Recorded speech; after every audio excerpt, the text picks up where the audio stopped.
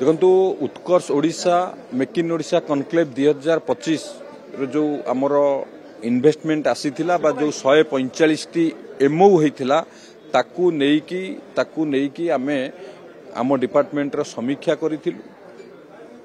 जो एमओ होइथिला सेमानंकर वर्तमान स्थिति कोन केते जण सिंगल विंडो रे अप्लाई करिसंती एवं जहा व्यवस्था अछि किभली भाबरे तांकू आगु को नबा एवं जो जो सेक्टर इंडस्ट्री ओडिशा रे हबा पई एमओ करिसंती सेक्टर वाइज आमे ऑफिसर मानकू दायित्व देइचु किभली भाबरे ग्राउंडिंग करिबारे जेमति किछि असुविधा न होबो।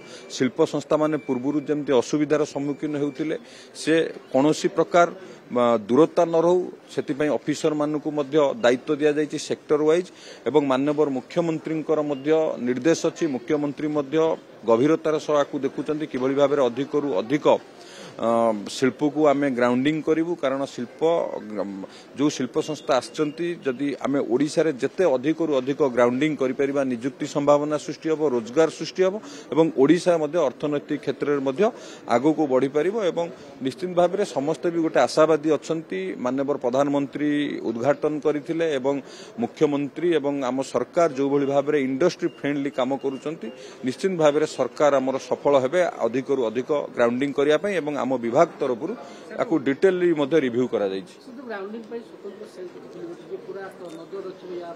देखु या उपरे सरकार तरफ स्वतंत्र नजर रहिबो। डिपार्टमेंट तरफ सेक्टर वाइज नोडाल ऑफिसर माने आमे करिचु सेक्टर वाइज किभली भाबरे जो असुविधार सम्मुखीन होउतिले शिल्प संस्था माने जे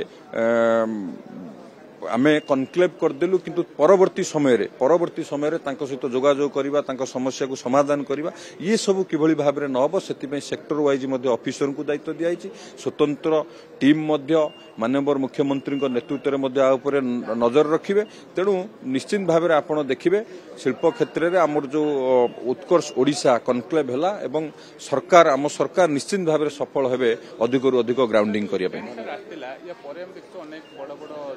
मुख्यमंत्री भेटी आलोचना कर फेरिले विशेष लैंड एक्विजिशन कथा सर कहते केते या परे लैंड एक्विजिशन प्रोसेस स्टार्ट हैलानी। देखंतु शिल्प संस्था बा पुंजीपति माने सेमाने तांको मुताबक तांकू सुहाइला भली जो जगार जमी दरकार आमे सेठी जोगई दउछु सेति पई तांको हिसाब रे जोड़ जोड़ जमी दरकार इडको मध्य तुरंत तार प्रोसेसिंग आरंभ करुच्ची। जो शिल्प संस्थार जोटी जमी दरकार सेठी लैंड एक्विजिशन करा जिवो लैंड एक्विजिशन करी परवर्ती समय रे तांकू से शिल्प संस्था मानकू जोगाई दिया जिवो एवं इडको को मध्य ये जो लैंड बैंक को बढ़ाइबा पई इडको मध्य तार काम करुच्ची। निश्चित भाबरे आमे सरकार को तरफ जो प्रयास होउची निश्चित आमे सफल होबु अधिकरु अधिक ग्राउंडिंग करिया पे।